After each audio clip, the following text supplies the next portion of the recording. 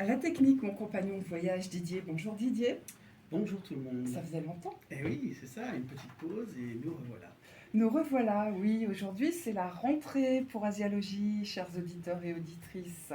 Nous vous avions laissé au Vietnam lors de notre dernière mission en juillet. Et ben, on est resté au Vietnam en Eh fait. oui, quelle rentrée. Hein, voilà, on est resté dans cette belle région du monde. Année olympique oblige, on va parler sport. Et on a invité Kevin Fleury, champion de Muay Thai, coach sportif, grand voyageur et héros de la vie quotidienne, je dirais. Bonjour Kevin. Bonjour. Voilà pourquoi je disais quelle rentrée. Quelle rentrée. Bienvenue à Radio Alpa, Kevin, et bienvenue dans Asialogie. Alors merci d'être venu pour nous raconter votre expérience de sportif et nous expliquer comment le sport vous a emmené au bout du monde et a fait de vous un globe-trotteur. Alors, pour commencer, qui êtes-vous Kevin et d'où venez-vous? Eh ben, moi, je suis originaire du Mans. Originaire du Mans. Donc voilà, commencé la boxe ici au Mans. Et puis, Il y a combien de temps? alors, j'ai commencé la boxe il y a 14 ans maintenant. D'accord. Et ça fait une quinzaine d'années que je pratique. D'accord, et vous êtes manceau. Je suis manceau à la base. Alors, Manso à la base, d'accord, mais en fait, avant de parler de votre voyage au Vietnam, expliquez-nous un petit peu, parce que moi je suis novice, le Muay Thai, quelle différence avec le kickboxing, la boxe française, qu'est-ce que c'est? Moi j'ai tout à apprendre. Eh ben, le Muay Thai, c'est un art martial avec une culture donc, qui vient de Thaïlande. Un art martial avec beaucoup de valeurs, de respect, etc.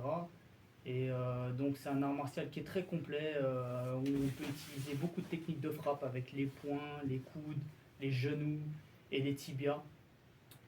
D'accord, et alors, du coup, bon, au Mans, c'est pas forcément là qu'on le découvre le plus naturellement. Comment vous avez découvert ce sport, vous? À quel âge vous avez commencé à pratiquer? Et ben moi j'ai commencé la boxe en fait à 12 ans, donc j'ai fait 2 ans de boxe La anglaise. boxe anglaise. Boxe anglaise, voilà. D'accord. J'ai commencé par la boxe anglaise étant petit, Ouais. donc j'ai fait 2 ans. Après, bon bah j'ai arrêté, hein, voilà, j'ai grandi un peu au quartier, la débauche, les copains, et je me suis remis vraiment plus sérieusement. J'ai découvert le Muay Thai à 21 ans ensuite. Donc c'était au Mans. J'ai poussé la porte d'un club ici qui s'appelait à l'époque LGMT, donc Le Goff Gym Muay Thai. Et c'est ici même que j'ai rencontré mon coach Jackie Le Goff, qui lui, au départ, m'a pas forcément, s'est pas tourné vers moi, mais bon bah moi j'étais quelqu'un de très déterminé, j'avais vraiment cette envie de changer de vie. Mhm. Et donc ce que je faisais, c'est que j'ai accroché tout de suite, hein, au Muay Thai, parce que comme j'étais un peu bagarreur à la base, Ouais. euh, c'était vraiment quelque chose qui m'a plu tout de suite. Donc quand le coach disait 10 pompes, j'en faisais 20, quand il disait 10 jambes, j'en faisais 20, enfin je faisais tout en double de plus que les autres parce que vraiment j'aimais ça. Et puis un beau jour, mon coach, il m'a pris au PAO, je m'en rappellerai toujours, c'est un samedi matin. Et puis j'ai envoyé une jambe dans les PAO. C'est quoi les paroles? Les PAO en fait c'est des cibles où on peut frapper dedans. Et, D'accord, comme au taekwondo par exemple, on met des trucs comme ça, là, des espèces de trucs rembourrés. oui c'est ça, à peu près dans tous les arts Un martiaux. pao, ça veut dire pain en chinois. D'accord, bah ravi de l'apprendre, hein, en même temps, bah, on apprend tout le temps. Donc, Moi, j'ai dit oui, pao, ça doit être un truc rond dans lequel on tape. donc c'est des cibles dans lesquelles on peut frapper. Et au début, quand on commence la boxe, moi, mon coach, de son état d'esprit à lui, pour qu'il vous prenne au PAO, ça veut dire qu'il prend du temps pour vous, pour vous entraîner. Donc il fallait le mériter. Et moi, au bout d'un moment, bah, peut-être que je l'ai mérité. Donc il m'a pris au PAO. Et là, quand il m'a pris au PAO, la première jambe que j'ai envoyée, c'est comme si j'ai envoyé toute ma vie dedans. C'est vrai? Oui, vraiment. Et mon coach, C'est important. Il a ressenti tout ça? il l'a ressenti et il m'a dit Kevin, tu as quelque chose en toi. Et voilà, c'est de là que tout a débuté pour moi. Et c'est avec lui que vous avez fait grandir au départ. Exact. J'entends vos motivations. Donc, c'est quoi votre première expérience dans un combat en fait en compétition? Parce que là vous êtes au début, vous progressez, puis arrive un moment où il y a la compétition. C'est quoi votre première expérience? Puis comment vous l'avez vécu? Bah, moi, j'ai 2 premières expériences. J'ai mon premier combat en France et mon premier combat en Thaïlande. J'imagine. Parce que c'est 2 choses différentes. la Thaïlande et la France. Parce que la Thaïlande, ils pratiquent plus c'est un mode de vie en fait. L'art martial, fait partie de la culture. Et la France, c'est quand même plus un loisir, même si on peut amener à haut niveau à pratiquer. L'état d'esprit n'est pas tout à fait le même. Voilà, c'est ça exactement. Et pour le coup, moi, mon premier combat en France, au bout de 6 mois, voilà, j'étais un peu insouciant, inconscient même, parce que je me rendais pas compte des enjeux, des risques que j'encourais. Donc je suis monté sur le ring, voilà, comme ça, avec une détermination, mais sans appréhension ni quoi que ce soit. Et il y a mon premier combat en Thaïlande, c'est celui-là que j'aimerais plus vous raconter, parce que c'est une belle aventure qui m'est arrivée là-bas. Donc moi, je suis parti avec mon petit sac à dos, et puis le premier combat, donc j'étais là depuis seulement une journée. Et je suis parti m'entraîner dans un camp dans le nord de la Thaïlande. Donc c'est très peu touristique, c'est vraiment très authentique. Il y a beaucoup, c'est que des Thaïlandais. Et donc j'étais là depuis seulement une journée. Et le coach avec qui je m'entraînais passe devant ma chambre. Je mangeais des chips devant ma chambre avec ma copine. Et il me dit Kevin, tu veux faire un combat? Et moi, vu que je disais jamais non, je lui dis bah oui, quand? Il me dit ce soir. Je lui dis ok, il repart avec sa moto, il me dit ok, je repasse te prendre ce soir. Et là le soir arrive et puis je pars au camp, à mon camp, et là je vois tous les Thaïlandais qui font des prières autour de moi et tout. Je me dis oh, c'est chaud machin. Je me dis dans quoi je me suis embourbé. Et puis au final, voilà, je suis pas quelqu'un de très stressé de nature, donc je me dis de toute façon ce qui doit m'arriver m'arrivera. Donc j'y vais. Ils font des prières, tout ça. Et j'arrive au combat, c'est au festival de Khon Kaen, c'est une région très pauvre dans le nord de la Thaïlande. Et il y avait un festival où il y avait l'armée thaïlandaise et tout ça. Et puis je monte sur le ring.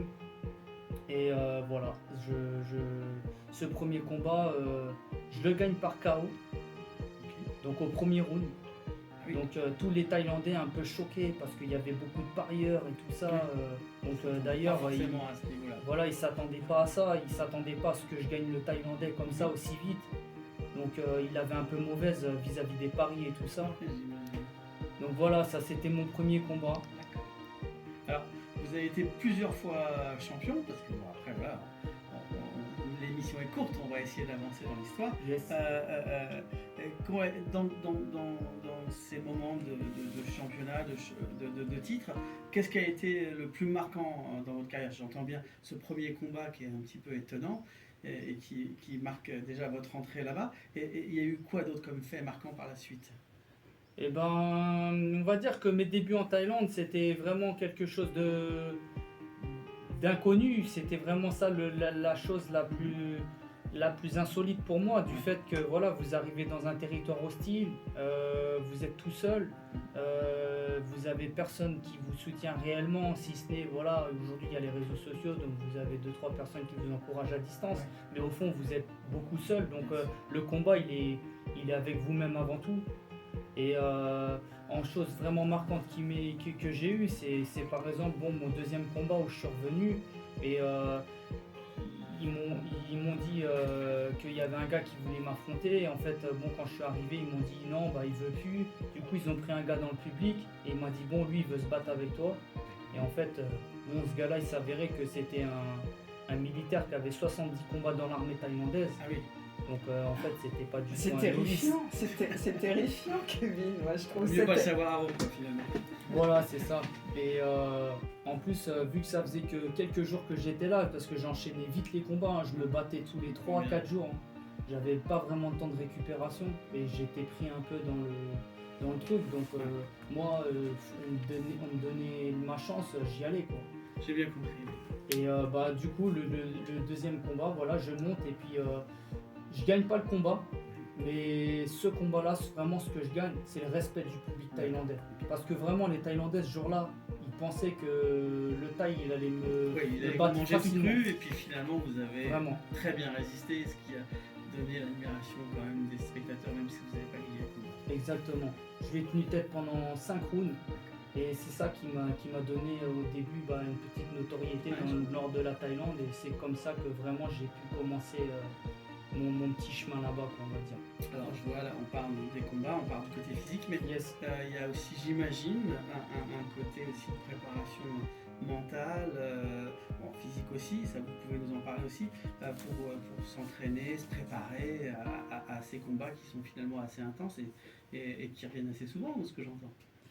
Et bah oui, de toute façon, le physique c'est quelque chose, mais le mental c'est vraiment. La boxe, de toute façon, c'est 80% de physique, 80% de mental, pardon, et 20% de physique. Parce que vous avez beau avoir le meilleur physique du monde, si vous n'avez pas le mental, vous ne gagnerez jamais un seul combat. Ça, c'est une chose à savoir. Donc, chaque jour, il faut savoir se dépasser. C'est-à-dire repousser tout le temps ses limites. C'est-à-dire que quand vous commencez à avoir mal, il faut se dire que c'est là que ça commence. Tout ce que vous avez fait avant, ça sert à rien.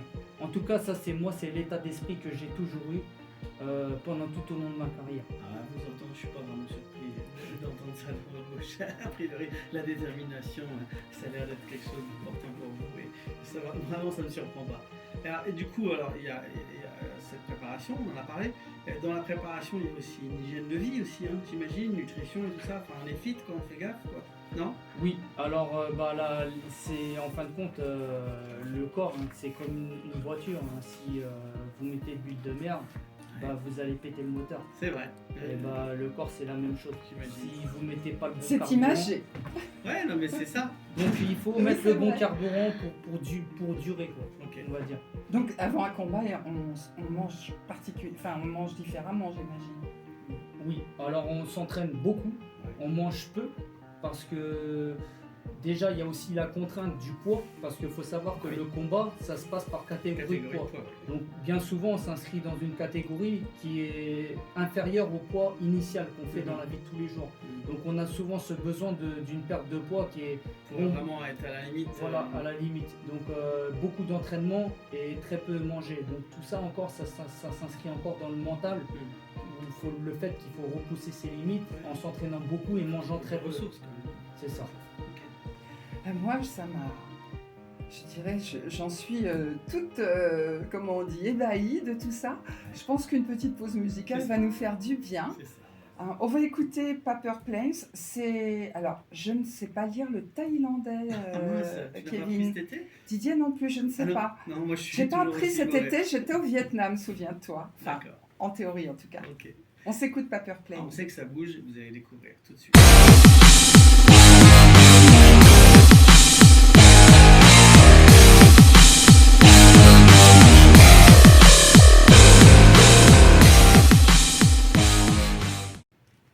Oui, alors c'était Paper Planes, un groupe thaïlandais dont je n'arrive pas à lire le nom. Désolée, chères auditrices, auditeurs.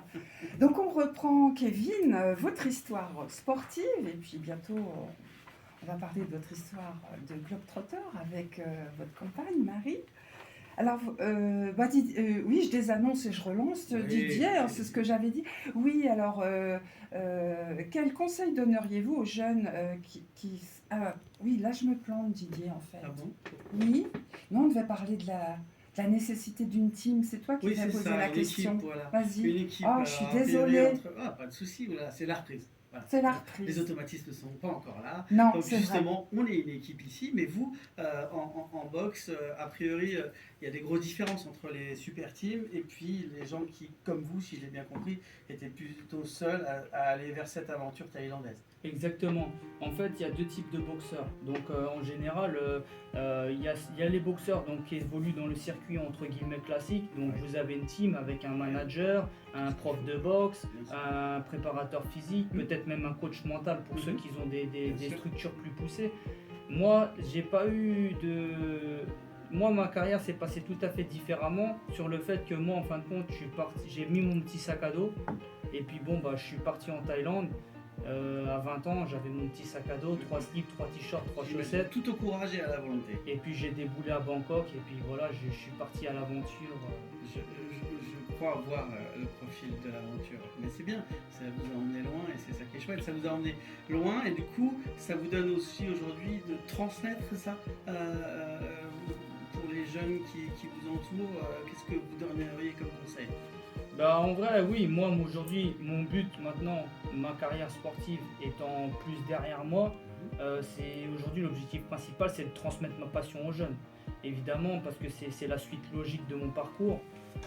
Après, en conseil que je peux donner, après, tout dépend si c'est quelqu'un qui veut se lancer dans une carrière de compétiteur ou qui veut juste pratiquer pour le loisir. C'est deux choses différentes. Donc ça, il faut bien dissocier la compétition du loisir. Mais moi, au préalable, j'ai pas réellement de conseils à donner, si ce n'est d'essayer. Et puis après, les conseils viendront naturellement parce que c'est du cas par cas. Chaque personne a une mentalité différente, un parcours de vie différent. Donc, Alors pour essayer, j'ai bien une petite idée, je crois qu'il y a moyen d'essayer, non? bien sûr, il y a moyen. Alors, il y a moyen au Mans, justement, dans voilà. mon club. C'est là où je voulais vous emmener. Merci. Donc, j'ai créé un club qui s'appelle Muay Thai Street. Qui se trouve au complexe sportif des Glonnières au Mans. D'accord. On a un cours tous les mardis soirs et tous les jeudis soirs. Et ça reprend comment? Et donc on reprend le mardi 3 septembre, donc le premier mardi de septembre. Là, c'est l'actualité. Voilà. C'est la rentrée, les enfants vont chercher à avoir des activités et peut-être qu'ils vont se tourner vers vous, quoi. Et bah moi ça sera avec plaisir d'accueillir tout le monde, tous les habitants du Mans et même ceux qui ne sont pas du Mans d'ailleurs. Vous pouvez venir faire Mais un cours Didier d'essai est du gratuit. Mans. Oui, Didier est Bah du Mans. justement, c'est pour ça que j'espère que Didier viendra faire un cours d'essai à Muay Thai Écoute, Street. venir voir comme on l'a déjà fait avec Oui, nous c'est trois. vrai. On viendra. Avec on viendra, plaisir, je Kevin. viendrai voir. Pratiquer, On c'est viendra. autre chose, mais voir. On viendra avec plaisir. avec Donc plaisir. début du cours 19h30, Oui. venez un petit peu avant Ouais. le temps de vous équiper Ouais. et je serai ravi de vous accueillir. Allez, promis, on fait ça et on en reparlera à nos auditeurs. Didier, Oui. je pense qu'on refait une toute petite pause musicale avant d'aborder un tout autre aspect de la carrière de Kevin, c'est D'accord. sa carrière de globetrotter. Ah oui, une jolie carrière aussi, ça. Et une très jolie carrière. Alors, on va écouter. une petite pause Alors oui, la musicale. pause musicale, C'est c'est quoi? Alors c'est Get You Out, c'est Jox. D'accord. Écoute. Et c'est aussi thaïlandais. Ah. Phoenix Burn track on.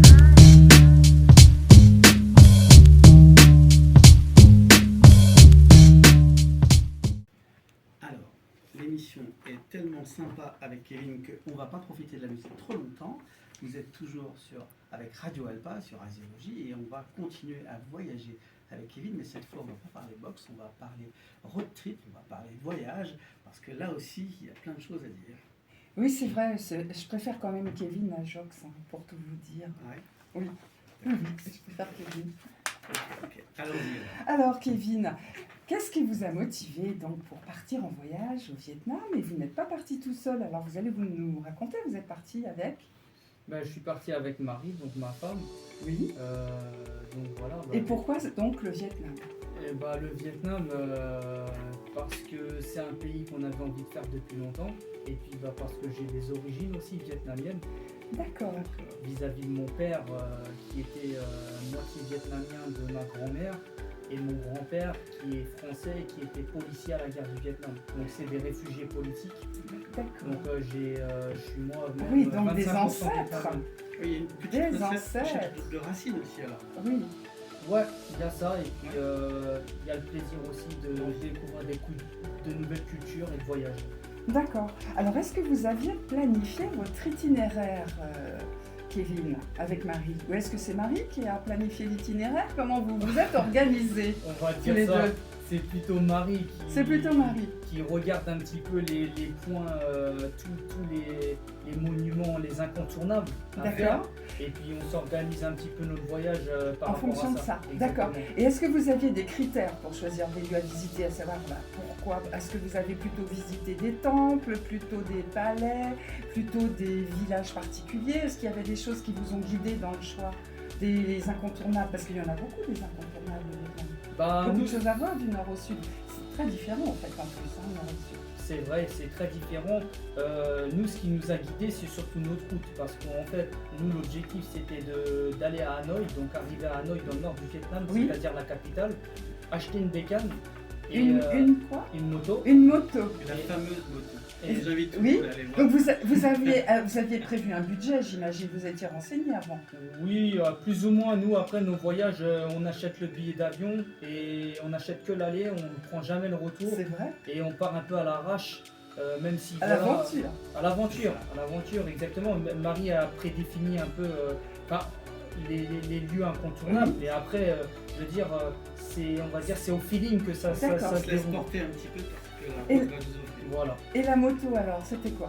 Donc la moto, on est arrivé à Hanoï, on a été dans un petit hôtel miteux de la ville, on a rencontré un garçon sympathique et il m'a donné Un Vietnamien? un Vietnamien exactement, il nous a donné l'adresse d'un gars qui vendait des motos en fait. Oui. Et donc je suis arrivé là-bas, puis moi dans ma tête en plus, je savais déjà un peu le type de moto que je voulais et tout ça. Mais en fin de compte, quand on est arrivé sur place, c'est pas du tout la moto que j'avais imaginée. Donc, C'était quoi cette moto? Ouais, c'était une Chinese copie. C'était. Chinese Ouais, copie. en fait, c'était une Petite contrefaçon. Voilà, c'est ça. Une Honda Wave, mais ça en est une, mais ça en est pas une si vous voulez. Ouais, c'est Oui, mais robuste. les Chinois font des choses fiables quand Ouais, c'est même. robuste, ça. Franchement, Ouais. si vous l'entretenez bien et tout ça, nous, vous voyez, on a fait 4000 km avec. Oui, quand On a même. parcouru tout le pays, on a même été. Oui, 4000 km en moto, c'est quand même Ouais, une petite c'est- moto en plus. C'était c'est pas ça. un gros truc. Avec c'était pas un les gros truc. bagages et tout dessus. En plus. Oui. Donc, Et puis les routes sont pas forcément excellentes. non, elles sont bien quand même, mais pas partout. Ça Pas dépend. partout. Ouais. Ils ont voyagé à la vietnamienne, quoi. Oui. Avec tout Voilà. sur la moto, Oui, c'est bien ça. chargé. Vous avez dû en croiser. Où est-ce que- C'est très chargé là-bas. Oui, bah c'est vrai. Et vous dormiez où, Kevin et Marie? Et ben, on dormait soit dans des hôtels qu'on trouvait comme ça sur nos routes, ou alors des fois on faisait des rencontres et puis on était invité chez des Vietnamiens. Vous parlez vietnamien? Non, je bricole quelques mots Ah, comme quand même. bonjour, merci. Mais c'est déjà beaucoup quand on voyage en Asie. ouais, De connaître ces quelques mots-là, ça ouvre bien des portes justement. c'est vrai. ça montre qu'on s'intéresse à la culture. D'accord. Alors, quelles ont été ou quelle a été la grande difficulté que vous avez rencontrée là-bas? Est-ce que vous en avez rencontré d'abord? Bah honnêtement, il n'y a pas réellement de difficulté. Moi je pense qu'en Asie, toute l'Asie du Sud-Est, pour avoir fait le Vietnam, la Thaïlande, le Laos et le Cambodge, principalement la Thaïlande et le Vietnam, vraiment il n'y a pas de difficulté parce que c'est très facile de voyager, les gens sont très accueillants et en fin de compte, je vais vous dire, le seul petit problème qu'on a eu en 4 mois de road trip au Vietnam, c'est qu'une fois, j'ai voulu voir jusqu'à la moto aller, donc j'ai pas remis d'essence. Et on est tombé en panne d'essence en partant d'une plage. Ça, c'est incroyable quand même, Kevin. Et alors, vous savez que Asialogie, c'est bientôt fini, Kevin. C'est toujours trop court, on est toujours frustré quand on vient dans notre émission. On sera obligé, pour parler de la Thaïlande, pourquoi pas, parce que Et d'aller plus c'est loin. pas trop loin. Oui, alors, quels ont été les moments les plus émouvants de votre voyage? Les moments les plus émouvants, il y a le nouvel an vietnamien, donc, qui est Oui. pareil en Chine et au Vietnam. La c'est fête du printemps? La fête du printemps, exactement. Je vois que vous êtes une connaisseuse aussi. Merci, Kevin.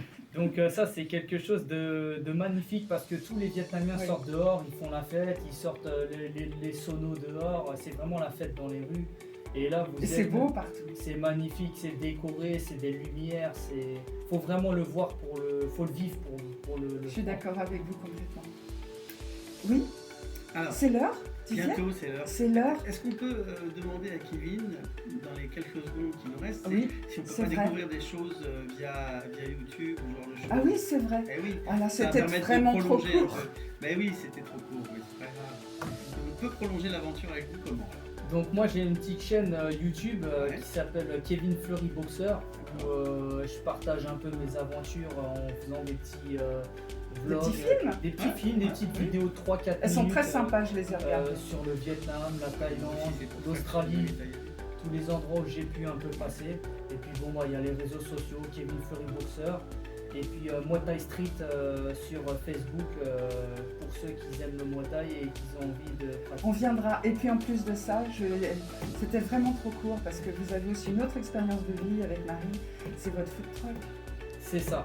Ah, bon, alors, Ouais. on Ça en veut dire qu'on reparlera. le retrouvera. Oui, Kevin Kevin, dans de Marie, nouvelles Pour de nouvelles aventures. aventures sur C'est cette ça. saison 2 d'Asialogie. Et puis voilà. C'était super Et je serais sympa. ravi de revenir vous voir. Vraiment, C'était une merci. chouette rencontrée avec vous tous les deux. Un bon Didier, merci. Bon, Asialogie, c'est fini les amis. Vous Oui. pouvez nous retrouver sur notre page Facebook et nous réécouter le samedi matin à 9h30. Et bien sûr aussi en podcast sur radioalpa.com. Rendez-vous jeudi prochain à 12h, toujours sur Radio Alpa. Et on Salut. vous retrouve Et pour on cette est nouvelle Tellement saison. heureux de vous retrouver. On À aura Thấy em hơi buồn lo, sao mừng hoài mình không có dư. Bao nhiêu năm tay trắng, giờ thì mình vẫn trắng đôi tay. Vợ chồng mình hợp nhau ghê, giống cái tinh xài